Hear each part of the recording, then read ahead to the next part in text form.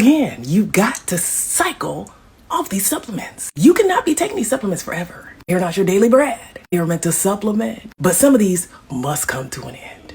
Let's go. Today we're going to talk about turmeric. Turmeric is great. It's an anti-inflammatory, okay? It's a real anti-inflammatory, okay? And it actually affects certain pathways. This is why you got to be careful with it. And I suggest you don't just take it around the clock. I'm not saying don't eat it around the clock. I'm saying don't take it around the clock. Why? Okay, so here's the thing. Okay, here's the dirty thing. Let's get to the science. Turmeric or curcumin actually inhibits certain pathways in your body that leads to inflammation. Okay, that's good. That's what we wanted to do, right? But here's the thing. We got to touch base on what chronic inflammation is and what acute inflammation is. And a lot of times when people are talking about treating inflammation with these supplements, usually they're talking about chronic inflammation, right? All right, let's do that with turmeric. Here's the thing, and here's what I want to bring to your attention, okay? When you start disturbing a lot of these pathways ongoing, like forever, when you're forever taking high doses of turmeric, you have to understand that something has got to be impacted by this, okay? You also have to understand that there's such a thing as acute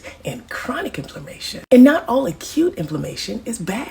Some inflammation your body needs to send out particular cells to go to the rescue. Like when you fall and you break your ankle, some of that inflammation is good because it's sending blood. And if you have an infection, some of that inflammation is needed. When you're exercising and you're trying to get that hypertrophy to build muscle, some of that inflammation is gold. But imagine if you're chronically blocking these pathways and you have some sort of blunted response. I'm not saying I have any research studies behind this. I'm just thinking you should proceed with caution. I suggest that you take turmeric as needed, maybe 2 to 8 weeks max to treat whatever you got going on, whatever joint pain, arthritis, gut inflammation that you got, and taper off. Either stop or turn to food sources. Give your body a break so that it can restore. I just don't think you need to be on turmeric lifelong. You do not have a turmeric deficiency. Next. Zinc. Look, y'all, I'm guilty of once thinking that zinc needed to be in my daily arsenal as well. That's why I'm here to spread the news. Zinc can be bad. Don't take it daily. Don't take it for extended amounts of time if you don't need to.